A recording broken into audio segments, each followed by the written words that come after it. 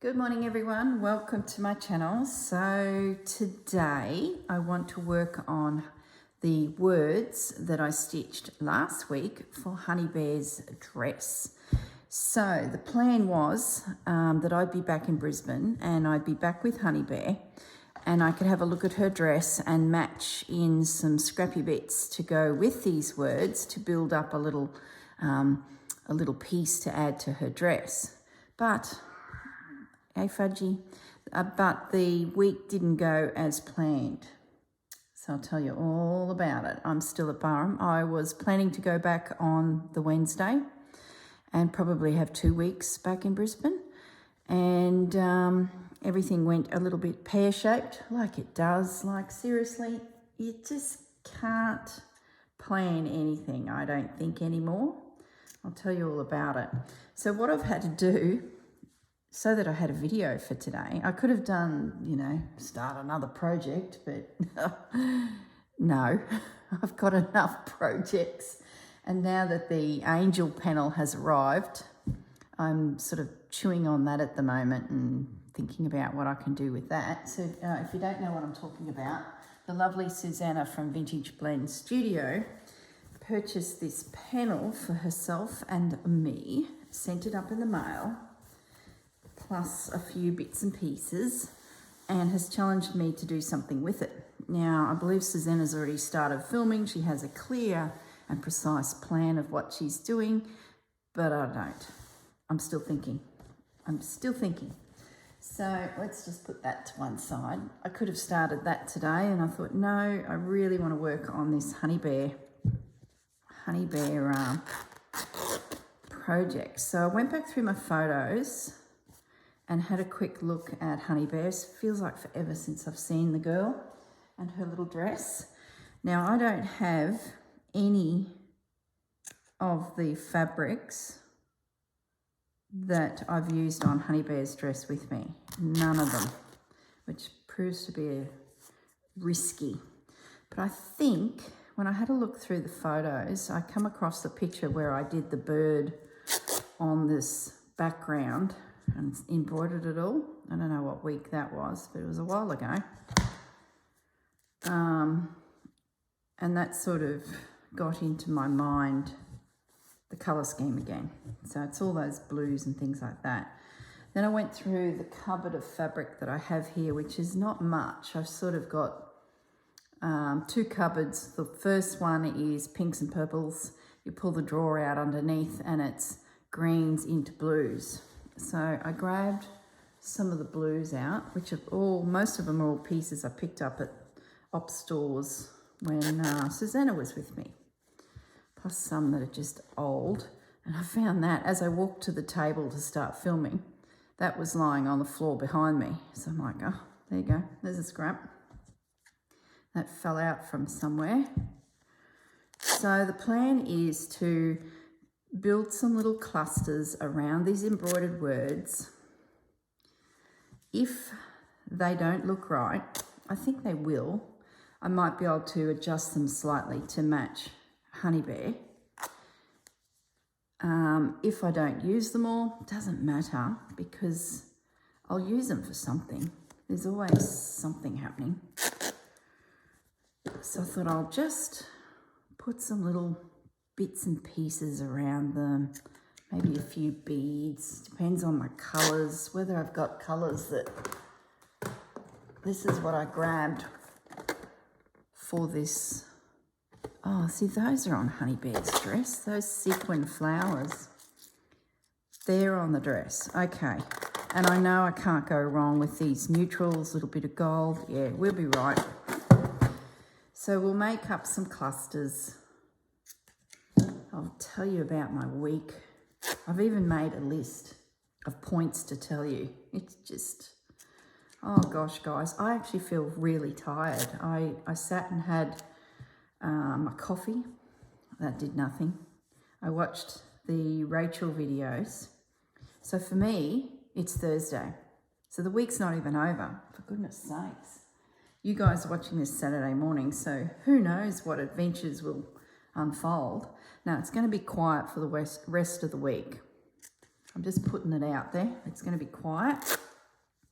I'm hoping today that I can get to a local op shop that's in Howard, a little country town nearby. It's one of my favourites. I haven't been there for 6 months, maybe longer. I've been so busy moving that I drive past it and just keep driving because I'm just not in the mood for a nice day of shopping. So really thinking that I will go and visit the op shop just to clear the brain. Just clear the brain and think about those angels in that panel and maybe come up with a plan of attack. So, and then I'm thinking I might continue on into Hervey Bay, and I really need some sandals. For goodness sakes, my sandals. And because of what happened this week, which I'll tell you in a minute, I sort of needed to be a little more, I don't know, well-dressed. Well, not too well-dressed, but not clothing that shoes that you're hanging around a house, moving house, you know, sneakers and, oh, pussy, and old sandals because you're in and out of mud and just want something to slip on. So I looked at my sandals and I'm like, oh, for goodness sakes, girl, just go and buy some sandals.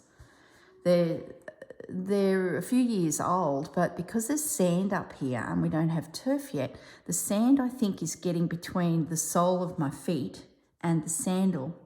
And where you have those pressure points where you definitely apply pressure when you walk, if there's a little bit of sand in there, it's actually buffed the sole of the shoe away. And it's a nice creamy brown colour, the sole. But where it's buffed it away is fluoro green. So, and they're red sandals. So I've got these nice little red sandals with this sandy goldy colour as the sole, and the little heel is a brown. They're just so cute.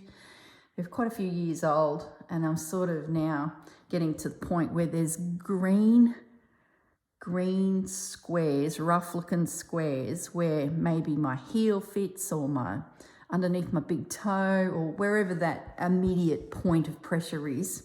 Sand's got there and buffed the brown away to make green. So when I looked in the mirror, I've been looking at them for a while. And I looked in the mirror as I went out the door. This is all yesterday.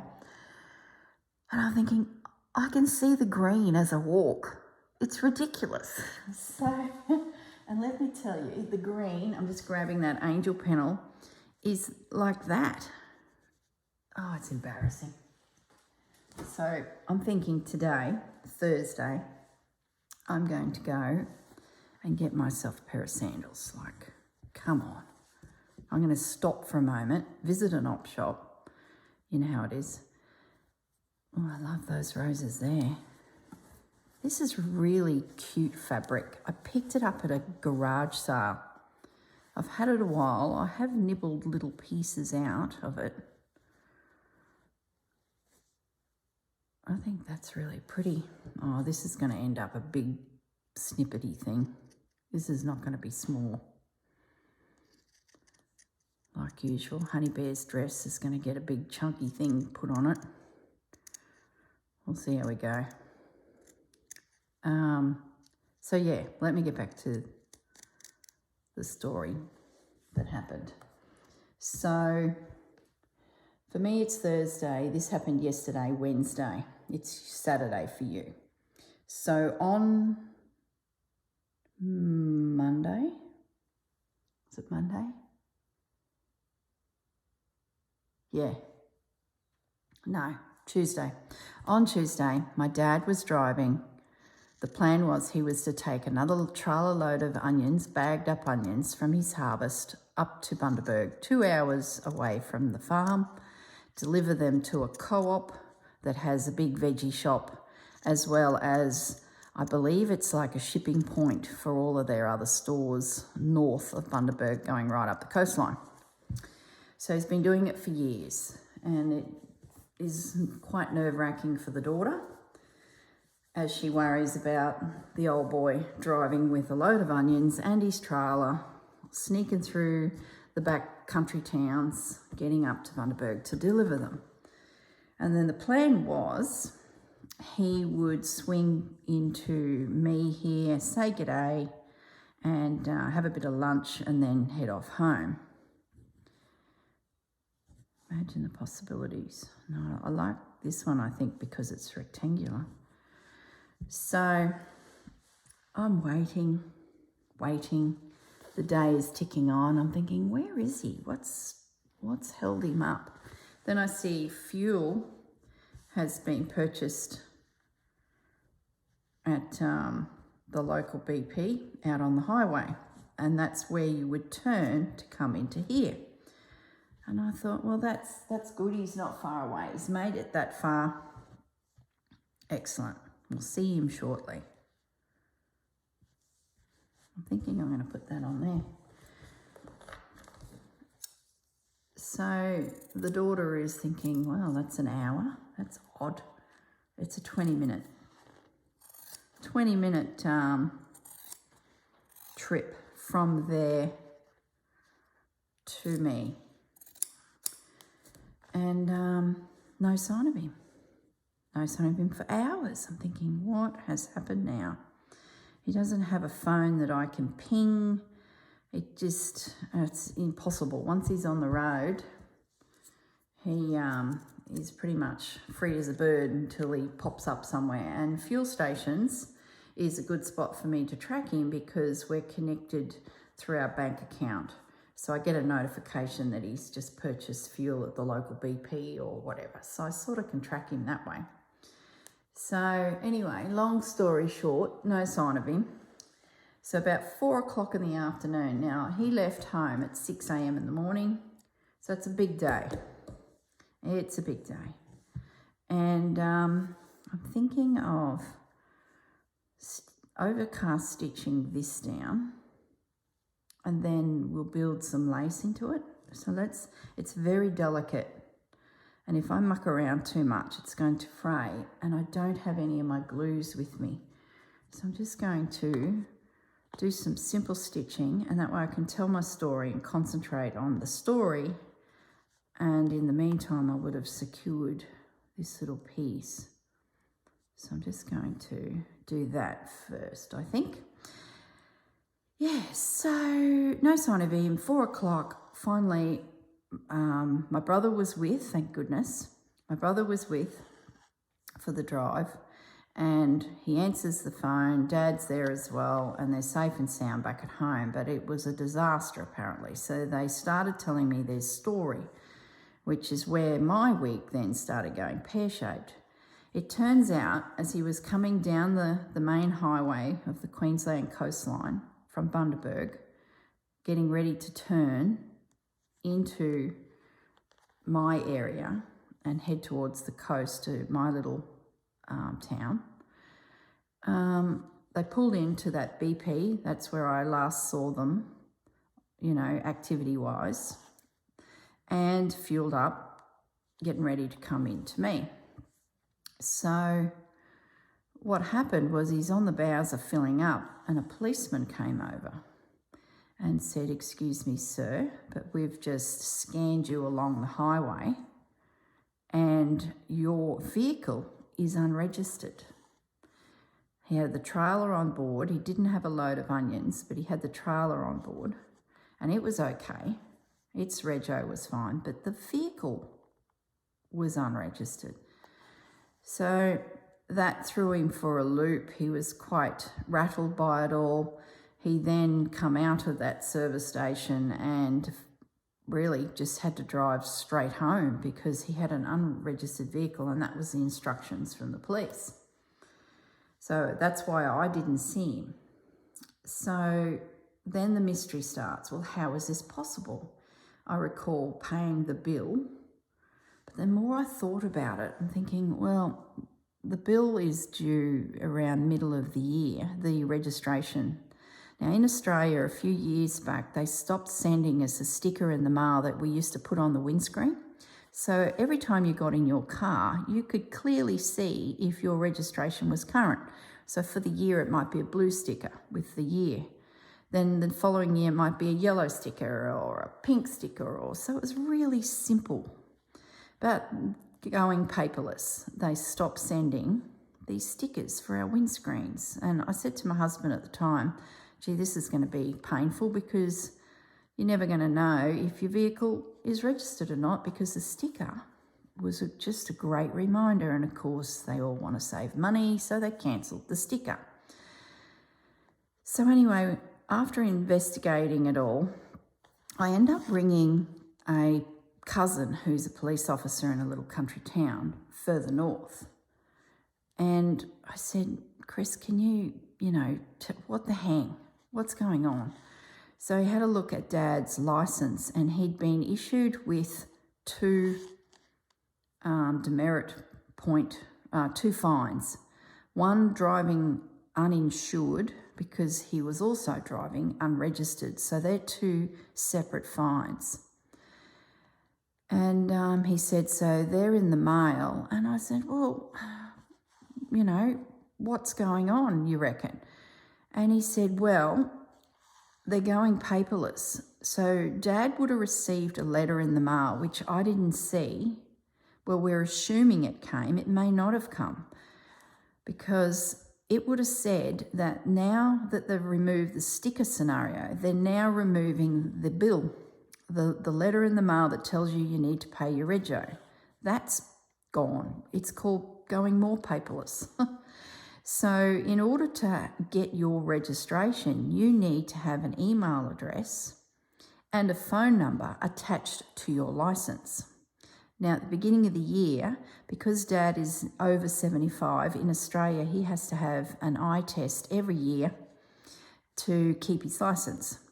And in order to do that, you're off to the optometrist, then off to the doctor. They sign a little piece of paper and you drop it into the Department of Transport or the local courthouse.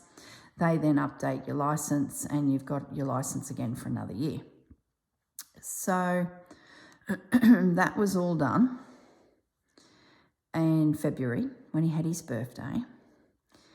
At that stage, they are meant to check that, apparently, I didn't know this, they're meant to check that everyone has connected to their licence an email address and a phone number. Now, for a start, Dad doesn't have an email address. He's 76. Luckily, I set one up for him because there's all these other government agencies that require that type of tech. So I got one created for him, like a Gmail, and but that wasn't on his licence. So in July, when they sent out his registration for his vehicle, paperless, it was to go to his email address, and then if the phone number's there, they then send you reminders by text to say, you haven't paid your bill, you better go pay your bill, it's on your email. Now, if you don't have a phone number or an email attached to your licence, like Dad, it just gets lost in the wind. So basically, you've got 90 days to pay your registration and keep your car registered. And of course, then your insurance is valid because you're driving a registered vehicle. The 90 days passed. So as of October, Dad was unregistered, uninsured. And we had no idea. And I just didn't click that it was not done, because many bills arrive and he just toddles off to the post office and pays them and all is good. I go up once a month and I prepare them all for the accountant because he's still doing a BAS for the farm. So, and I just didn't click.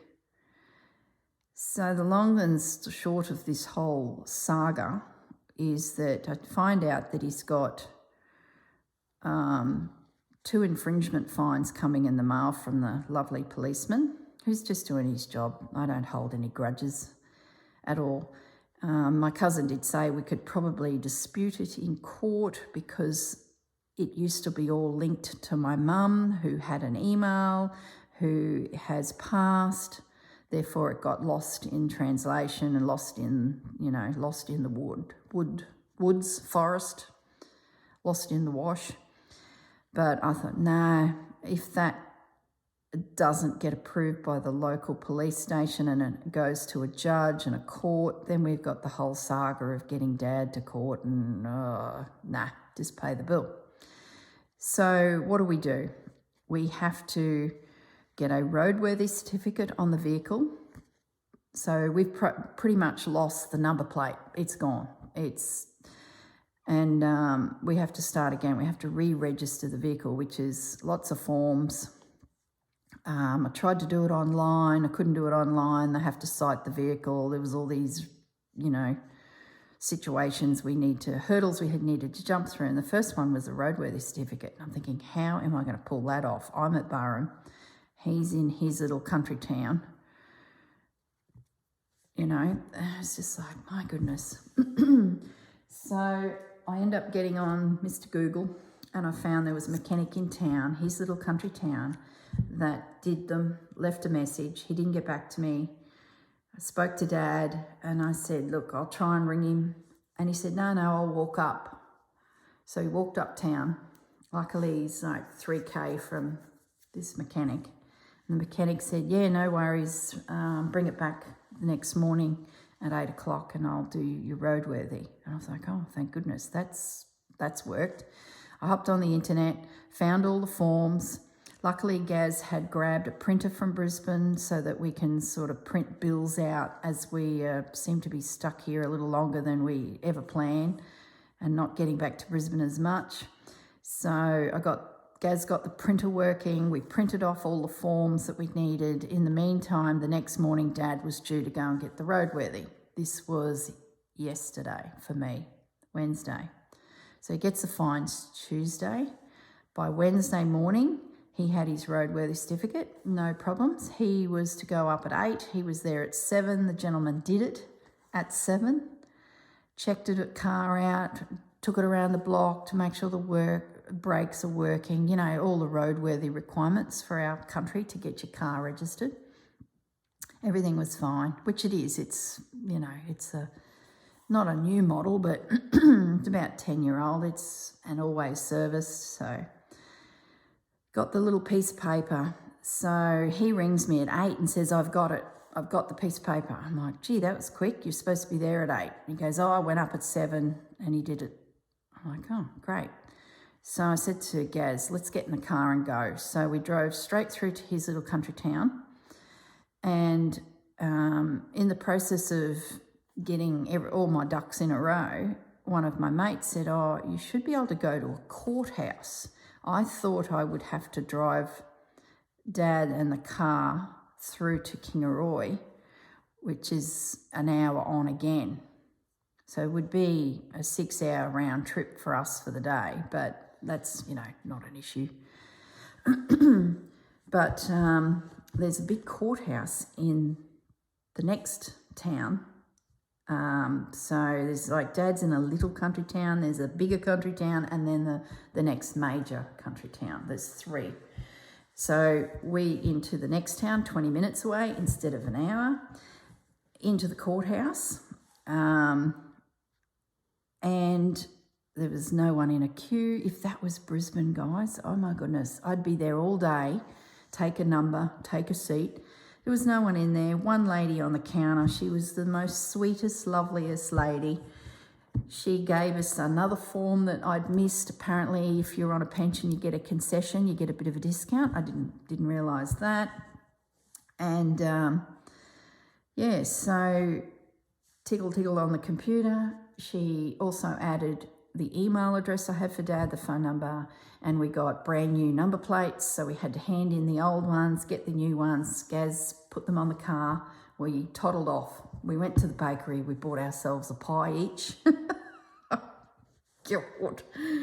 A pie each. And then went home, had some lunch. A couple hours later, we were on the road back to Burrum. So that was our day. I cannot believe that I pulled off the fix of it all. So he gets a ticket one day, 2 tickets, and the next day we get it roadworthied and registered, and he's back on the road. I can't believe it. I thought,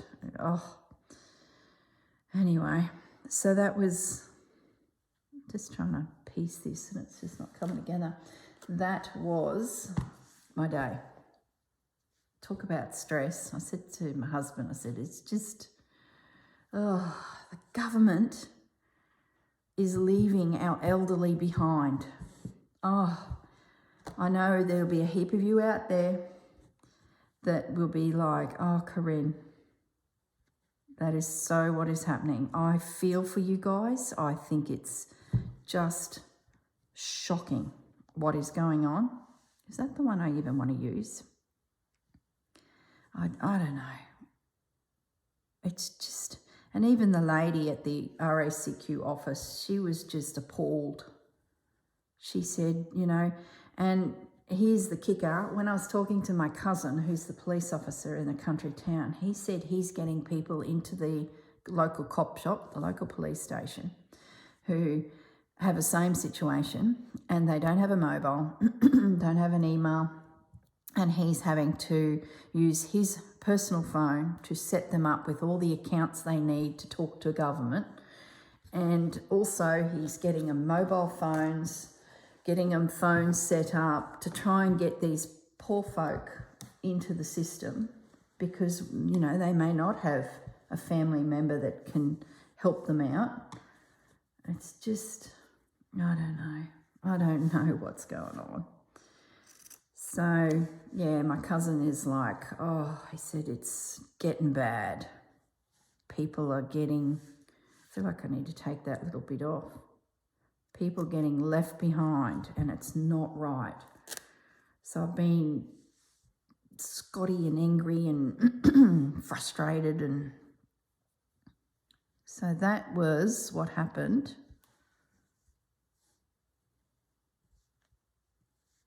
on Wednesday. And that's why Dad never made it to visit me at the house, because he was driving an unregistered, uninsured car, because the government agency in charge of keeping these things right for us all had sent his account paperless and he had been left behind. Oh, I tell you. And then to hear that my police officer cousin is having to assist members of the community that don't have someone to help them, it made my blood boil, guys. It just, so that was the saga. And of course, in amongst it, I put my sandals on and I look like a bloomin', I'm just grabbing my notebook out of the way here. I just felt like I looked like a beach bum that needed a pair of new sandals. So that was yesterday. So we toddled home and I just felt so exhausted. And it's not so much the trip and all of that. It's the emotional exhaustion of dealing with bureaucrats. That is why I feel really flat today. And I'm hoping the dust is settled for now. And can do a bit of stitching just for my own mental health. So that's the big story in amongst this palaver of a week. What else have I got to tell you guys? I finished my Christmas tree. I've been meaning to tell you that for a little while. I'll put a picture at the end of the video. I got it decorated. So this is the Christmas tree that I put up on my mum's birthday as a bit of a nod to Mum, who we lost a year and a half ago. It'll be 2 years in February. So I thought, the 14th of November, that's a great job to do on that day. Now, we're talking a Christmas tree that very much reflects what I do, because I own Christmas shops. I've got 2 Christmas shops in Brisbane. So this tree is very, what would you say, over the top. It's how we present our trees in our business. So, yeah, it's pretty full on. And because I'll have a few kids around at Christmas, I've put Limax villages within the folds of the Christmas tree. So it's a little bit interesting for the kids. And yeah, it's beautiful. My favourite colours, champagne, white, silver and Tiffany blue. So that's my tree up. Now I do need to put up one more tree, and it's my great-grandmother's Christmas tree. Now the family, both sides, or actually even Dad's side, they all immigrated from Germany many moons ago, and this Christmas tree came with them. Now, I found it in the back of the cupboard when we were tidying up the house when Grandma, the seamstress, went into the nursing home. And I said to her, you know, can I have the tree? And she's like, yep. And my mum and her sister, who were there doing the actual task, and I was there just sort of the manual labour for the two ladies, they didn't want the tree, and I grabbed it. So it's got a really big metal base on it, and she's the scraggiest, the dodgiest looking old tree, but it's spectacular. I love it. It has little metal candle cradles at the end of the branch, which is a very German thing. Martin Luther, the candle on the Christmas tree, it's a whole tradition that's come through the Lutheran ministry. So this tree has those little rusty old metal, they look like little flowers that you would place a candle in. Highly dangerous, you know, burn your house down, crazy idea. But this tree has it. She's lost a lot of its fur over the time, you know, bristles, and she's a bit ratty, but I love it. And the kicker, which I'll show you in another video, is I was going through some photos of Grandma's, this big tub of photos, which I'm passing on to my aunt because Mum's not with us anymore, and her son's the policeman, actually. So I'm giving them all to my aunt, this big tub of photos, and I thought I'll just have a little look through them before they go to that family. And the policeman's son, he's a month younger than me, he's pretty keen on genealogy, and he's starting to collect and research both sides of his family. Mum's side and his mum's side of the family, all of that's been done, and it's in these tubs, and that was at the farm. So I said to my aunt, I'll hand them all over to you because I know Dad won't do anything. I'm not too interested, but it'd be nice to know that it's, you know, still within the family, somewhere safe. And she said, well, Chris is getting into it. Beaut.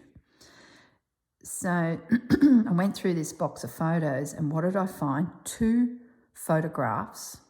I can't remember the dates. It's written on the back, of the Christmas tree. And it's 2 generations above, using the tree that had come with the family from Germany, another generation above that. So we're talking this tree is 150 years old, minimum. I can't trace it back any further than really the photos, but going on the stories, it come from great-great-great-grandmother. And I know when they came to Australia. So I've pinched out the 2 photographs of the tree being used. It's huge. The tree I've got is not that big. But the tree in the photo is sitting on a veranda with generations of children sitting on the steps and the adults. And it looks like it'd be an 8-foot Christmas tree. But the tree I've got is probably a 5-foot Christmas tree. So there's a story somewhere in there. I'd say some bits have broken over the years. So I'm yet to put up my Christmas tree from Germany, but I do need to dodge back to Brisbane and bring back a little table or something to put it on. There's nothing here, and I don't really want to buy a table. So I sort of need a temporary until my dining table arrives, which will be, I don't know, sometime next year. No rush. That's what it usually stands on. I think I've got an old camping table in the shed in Brisbane. So I said to Gaz, I'll bring that up, put some pretty fabric on it, and then I can put my German tree up, put the nativity scene underneath it, and then I can put it wherever in the house. So that's the plan, but I do need to get the table. So that's a Christmas tree update. Monday you'll get an update on the puppies, and they've all got new homes. It's all very sad, but oh gosh, there's some fantastic families, and they're all part of a Facebook group now, and oh, we're seeing all the pictures, and oh, there's all sorts of stories there, but that's Monday. What else have I written down? Oh, I've got to tell you about the hares. So, as you know, my backyard is just piles of dirt, and it's connected to a national park. Well, I would say for many, many, many years before all this land development happened, hares, the Australian native rabbit, we call them hares, have pretty much been munching grass all around me, and now my house is sitting in amongst it. So I'm sitting there of a morning and there'll be these hares hop past the windows. It's been beautiful. I will miss them once fences go in, because I'll have my 2 dogs here, and we don't want my dogs chasing hares. So for the protection of the hare, it's best they stay on one side of the fence, and my hounds will be on the other side. But as you know, we're doing the big retaining wall around the back of the block. We'll put a bit of turf down there as well, just so that it keeps it nice and neat.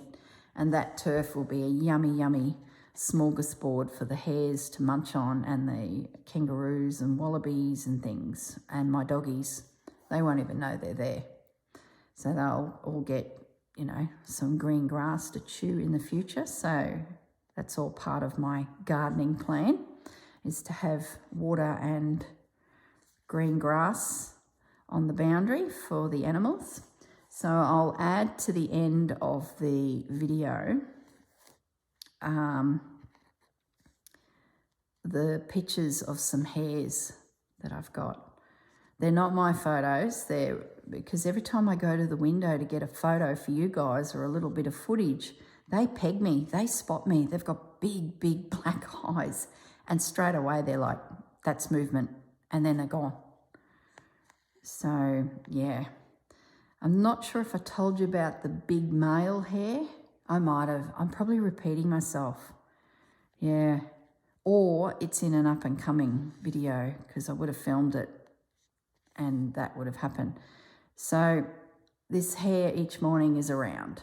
It comes across the back, goes to the neighbour's block, turns around, comes back across me, disappears down the side of the retainer wall area and into the bush.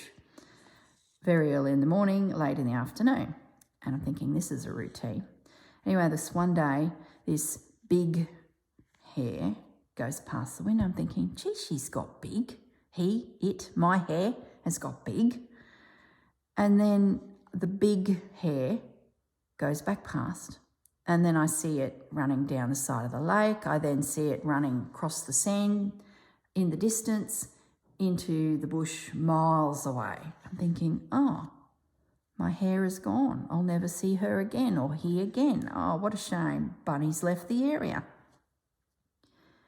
A few minutes later, the little hare comes past. I'm thinking, hang on a minute, I've got 2. So as I found out later from a local, that was a buck hare, a boy. They travel for miles to visit the girls. So I believe that big old buck has come in. He's done deplorable things to my lady hare. And then he's left the scene of the crime and has gone kilometres away. And my little lady, she's come hippity-hoppity back past the window, and she's still around. So now here's the funny story.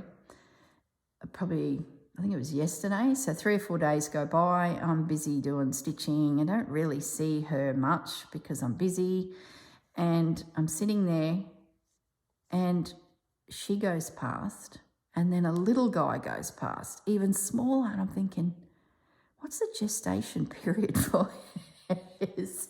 No, it's not bad boy buck, but she's got a little friend. So whether it's an offspring that's still hanging around, or it's just another hare, or I've got multiple hares and I've got no idea what hare is where, and really, I got no idea.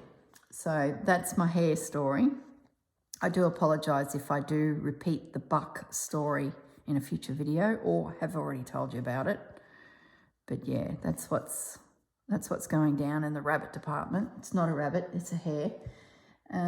So I've got, also at the end of the video, Sue, her neighbour is a photographer, and she has an Australian Shepherd pup too, the same as Sue.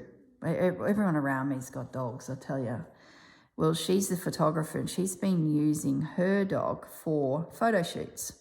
And when the puppies came to Sue, she said, can I use them in some photo shoots? I've got some dog beds to advertise. And we're like, yeah. So she took my litter of puppies next door, popped them in this dog bed, and took a heap of photos. Well, that dog bed photo shoot has now gone online to advertise these little dog beds.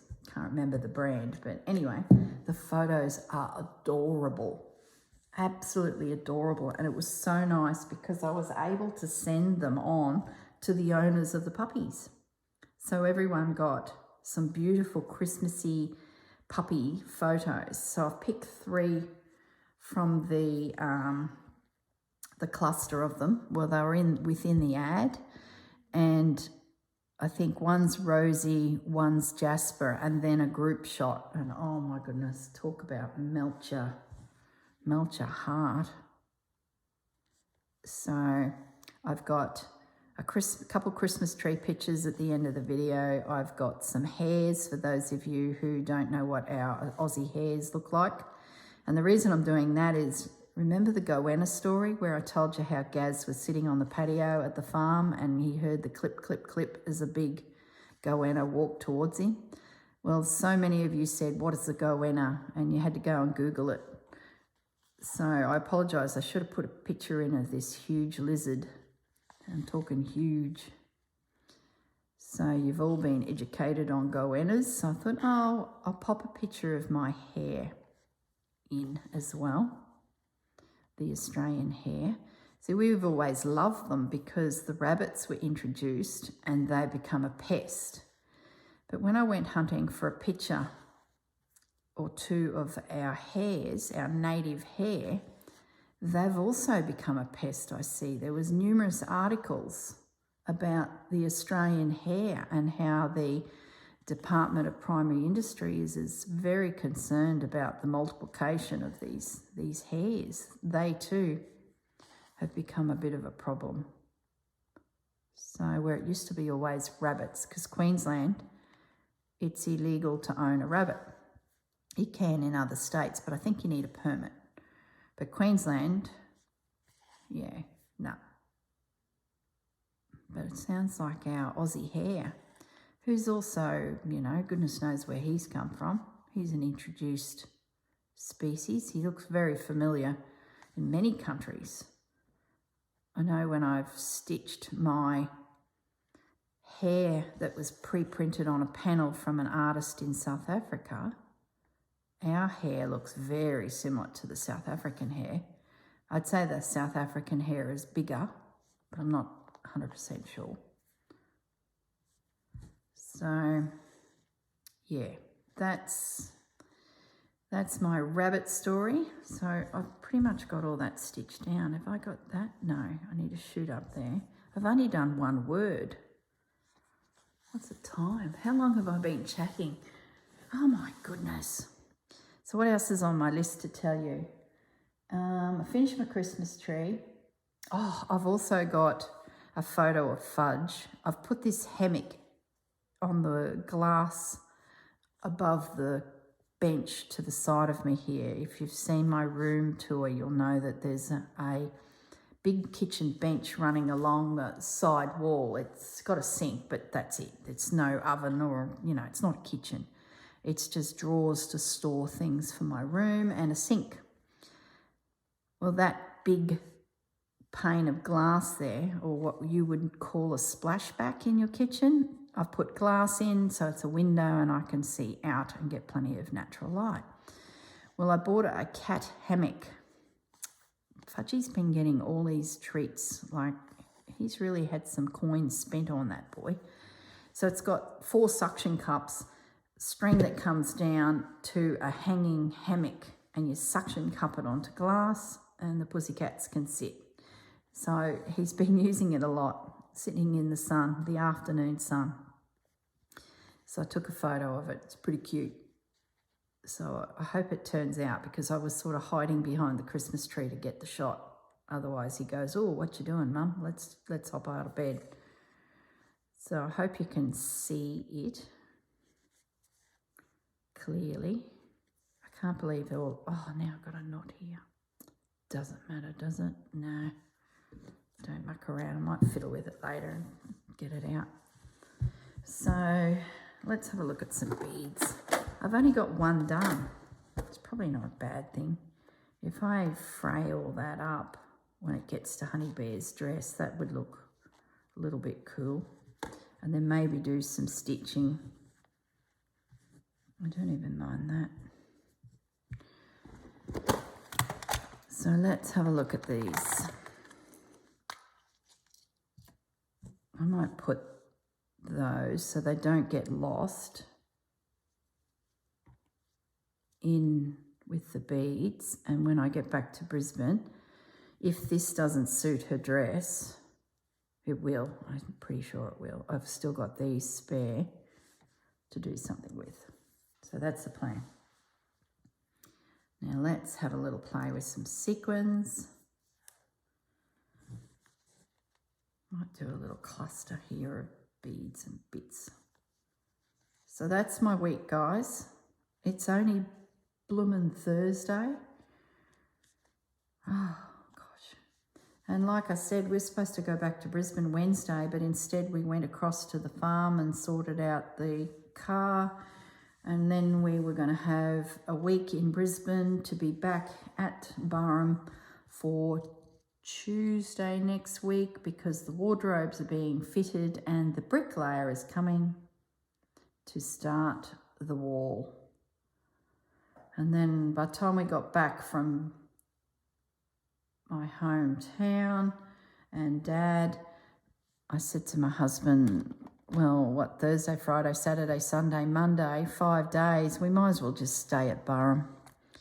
So I got my house sitter to stay on, and we will stay, do the wardrobe, then head home. But now that the bricklayer's coming, I've just dropped a pearl. I didn't hear it hit the ground. Now the bricklayer's also coming, and he'll be here 3 days. It's just, I don't know if I'll get back to Brisbane, to be honest. But I did say to hubby last night, I might, that's too big. I might go back to Brisbane for a week just to check the house and cuddle my doggies. I'm really missing them.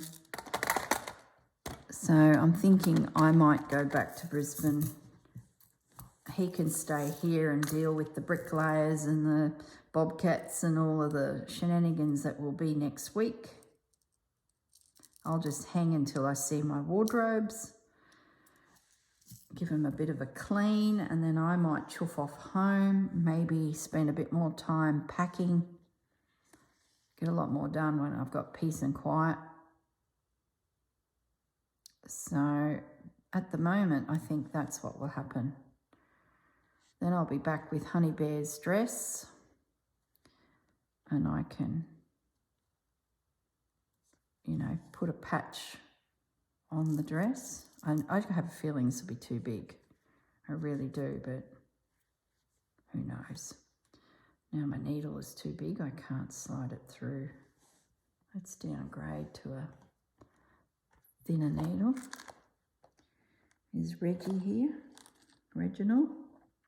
I haven't seen Reg for a while. He may have got left behind in Brisbane. I don't have a lot of needles with me. And I keep getting visitors who want to stitch. You'll hear about all that in future videos. But there's a Reggie. So, you set someone up with a little project and then you lose your needle and another needle and another needle. So that's another thing I could do today just to de-stress, is go to a fabric store and get myself a couple packets of needles to restock. I keep giving them all away. Let's get some beads out. So I'm just going to do some random little beads. Just stitch them down. So yeah, I think that's everything on my list. We've talked about the puppy pictures. We've talked about the hairs and the shenanigans there. The saga with Dad, but it's all sorted. Fudgy in the hammock. And my Christmas tree. And we've made a cluster which may or may not work on Honey Bear's dress. We really don't know. Oh, goodness me. I'm going to need another flower, I think. But it doesn't matter, does it? Either way, I'll use it. I'm sort of starting a project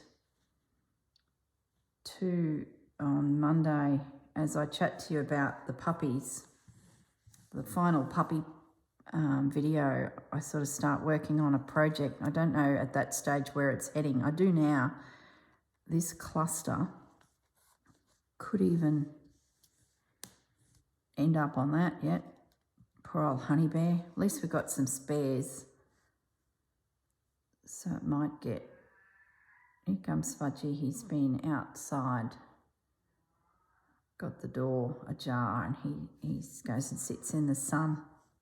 He's getting braver too. And the magpies aren't giving him a shunt along. He's just gone under the Christmas tree. Hey Fudgy, you're back. Yes. Chats away. I know a few of you have commented that you thought Fudge might be deaf or going deaf. I don't know. I know I did test him then. Once I started reading your comments, I thought, oh, maybe he is. He's definitely got diminished hearing because, you know, he's 17, but he's not going deaf. We did a few little tests on him and he pegged me straight away. He turned his head. My husband clicked his fingers and he was like turned and looked at him. And then he did click his fingers again and he didn't look at him as if to say, don't click your fingers at me. Hey Fudgy. He's just always been chatty. He's just one of those cats that has yibber-yabbered ever since he was a kitten. Casper never did. Casper's quiet. Fudgy, he chats. I'll be in the kitchen and he's chatting. Yeah. It usually means I'm hungry. He's jumping up. What could go wrong? I've got bead containers open. Usually means I'm hungry or come on, let's sit down and let me sit on your lap. That's what his chat is about. So I don't think he's deaf. I've done the tests. I think he's just chatty. But I'm going to say there might be a bit of reduced hearing there because sometimes he ignores me, whether that's attitude, hey Fudge, or it's actual hearing loss. All right, I think we're done. Out of all of that, I got one. It'll definitely get some stitches. Like, where's the crochet? How are we going for time? Have I gone over the hour? Not quite. Let me grab some crochet cotton. Like, it'll get...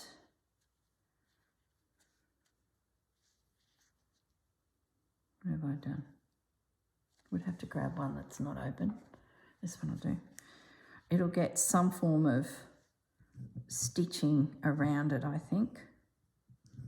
Actually, let's just do it. And then I can just invisible stitch it on. Put that needle away and get a better one. Hey, pussy.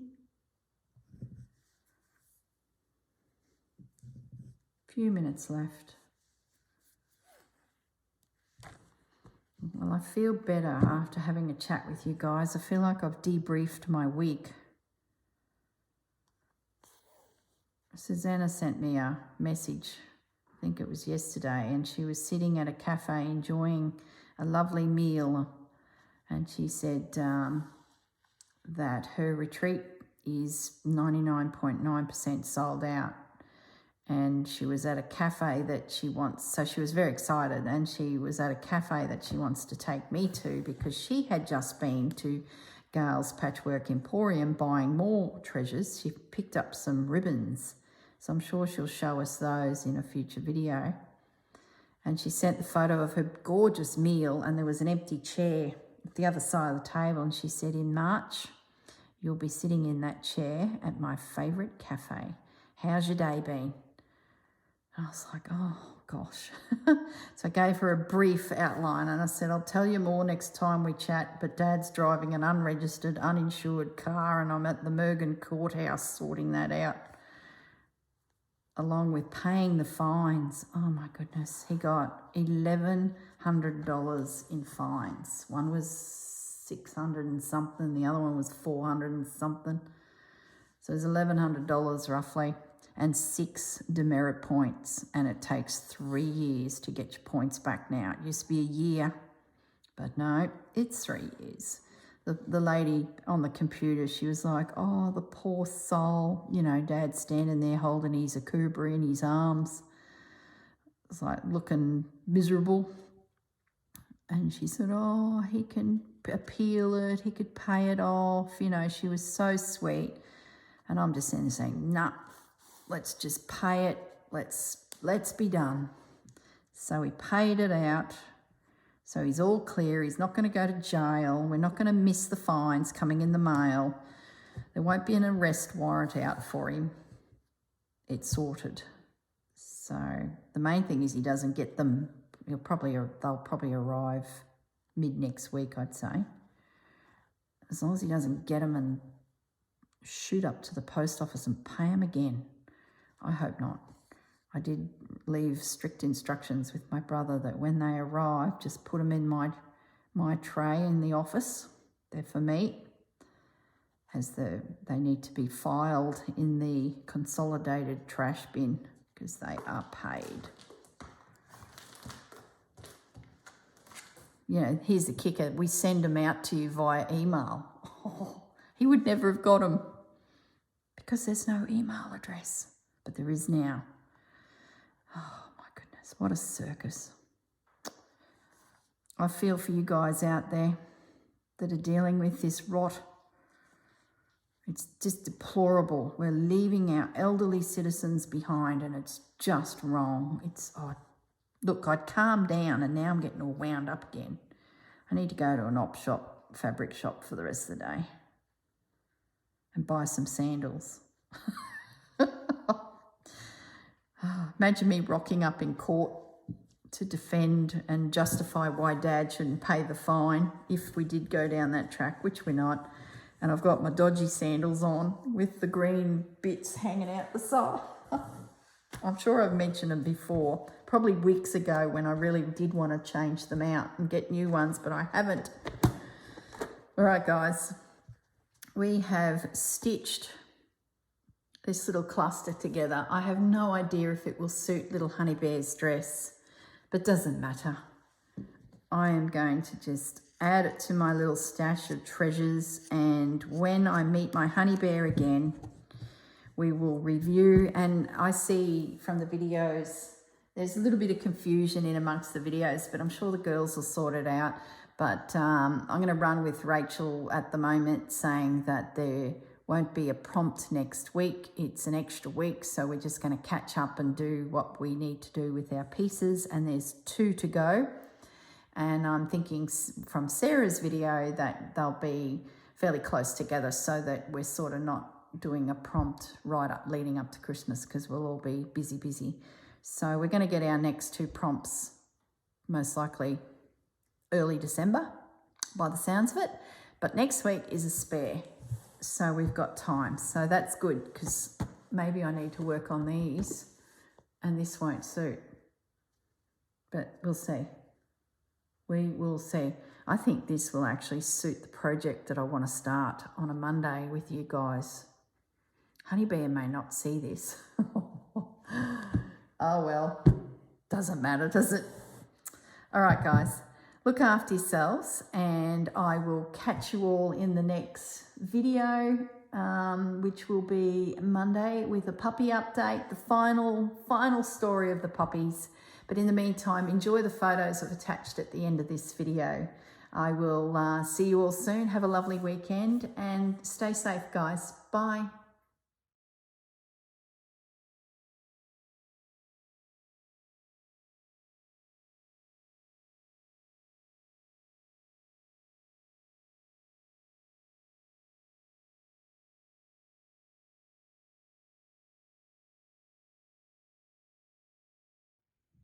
Hello everyone, just me again. Quick video of the Christmas tree. And as I said, this is a representation of my day job and decorating Christmas trees for my business and customers, and yeah, pretty much gives you a snapshot of what we do. And for the kids, like I mentioned, there's some little villages buried within the tree for them to find. There's another one there. All these critters I make and design and sell through our stores, the owl, the flowers, the baubles. So it really is capturing my world. There's another village tucked in there, some dragonflies, and then I've got a little elf on the side. I'll just pan back. Some gift boxes, ornamental gift boxes down around the bottom. So just coming around, some ribbons coming down the tree, the star at the top. So I put the lights on. It looks better at night, but I thought I'll do a little video. I took a couple photos, but it's quite they're quite difficult to see the whole tree, so I thought I'll just quickly do a little video just to show you. And then a few years ago we bought in from the Philippines for our customers a heap of resin reindeer. They were doing all sorts of things, and my husband said we should keep one ourselves because once they're all sold we'll probably never see them again. And we'd forgotten that we had it in the shed at home. And of course, when we moved up to Barham, this guy turned up. So it was such a pleasant surprise. We imported those probably 2018, maybe even 2016. So my goofy little reindeer has made it to Barham, and that's the first time he's been out of his box. We sell lots of little reindeers and things like that, but this really encapsulates my world. There's another snowflake, like a ninja star coming into the side of the tree. In Brisbane, those big snowflakes were hanging down some mirrors that I had, and one of them broke because I dropped it, and this one a bit broke off of it. So they got packed up, but I haven't used them for a few years, and I'm like, oh, such a shame that one of the prongs, one of these little bits here broke off. So I thought I'll pop it into the tree. So I've got two only.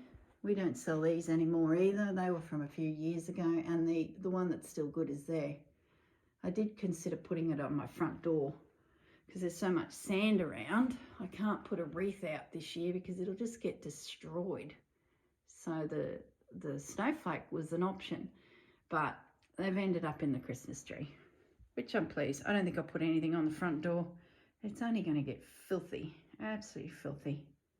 And I think it'd be hard to clean sand and dust out of that really coarse glitter.